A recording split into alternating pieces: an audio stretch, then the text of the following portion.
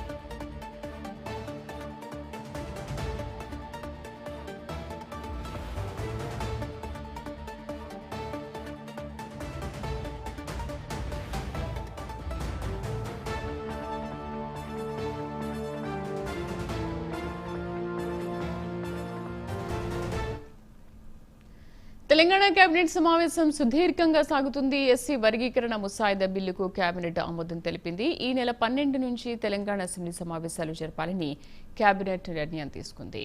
మా కరెస్పాండెంట్ చందు పూర్తి సమాచారం అందిస్తారు. చందు, సమావేశంలో ముఖ్యంగా ఏ అంశాలపైన ఫోకస్ చేశారు? ముసాయిదా బిల్లు గురించి ఎటువంటి చర్చ జరిగింది?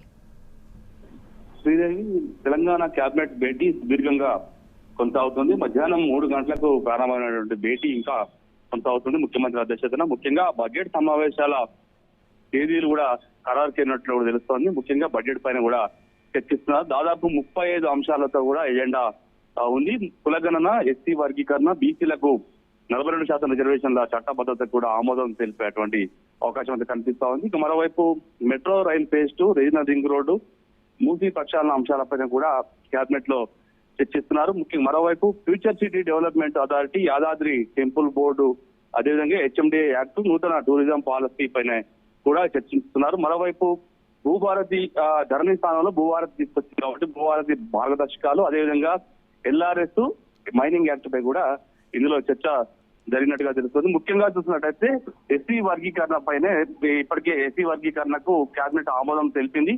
ముఖ్యంగా ఎస్సీ వర్గీకరణ సంబంధించి 3 విభాగాలుగా విభజించారు. ముఖ్యంగా సంచార జాతులకు 1%, మాదిగా ఉపకులాలకు 9%, అదేవిధంగా మాల ఉపకులాలకు 5% మొత్తం ఇవ్వాలని కూడా నిర్ణయించిన నేపథ్యంలో ఎస్సీ వర్గీకరణ బిల్లును అసెంబ్లీలో ప్రవేశపెట్టి దానికి పూర్తిస్థాయిలో చట్టబద్ధత కల్పించాలని కూడా భావిస్తా ఉన్నారు. ఎందుకంటే ఇప్పటికే ఎస్సీ వర్గీకరణ సంబంధించి సుదీర్ఘమైనటువంటి సమస్య కావడంతో దాన్ని ఖచ్చితంగా ఎస్సీ వర్గీకరణ చేయాలని కూడా ప్రభుత్వం భావించింది.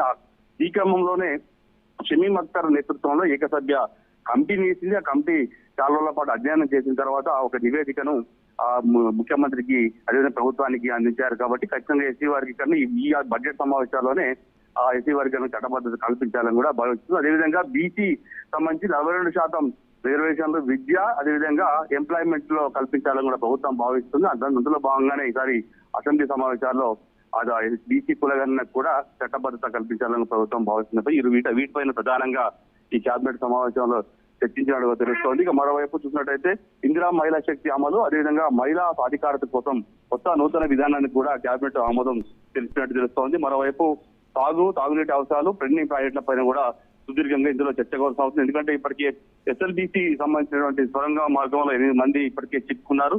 ఇంకా వాళ్ళకి బయటికి తీసుకురాలేదు. ఈ అంశం పైన కూడా సుదీర్ఘ ఎస్ఎల్బీసీ పై ఎలా ముందుకు వెళ్లాలనే అంశం పైన కూడా ఈ కేబినెట్ భేటీలో చర్చ జరిగినట్టు తెలుస్తుంది. ఇక మరోవైపు కొత్త రేషన్ కార్డులు ఇవ్వాలని కూడా ఈ ప్రభుత్వం వచ్చే దగ్గర నుంచి కూడా చెప్తా ఉంది. కాబట్టి వచ్చే నెల మార్చి 1వ తారీఖున 1,00,000 రేషన్ కార్డులు పంపిణీ చేయాలని కూడా ప్రభుత్వం భావిస్తున్న నేపథ్యంలో దీనిపైన కూడా ప్రధానంగా చర్చకు వచ్చినట్టు తెలుస్తా ఉంది. Sridevi. Right Chandu, thank you.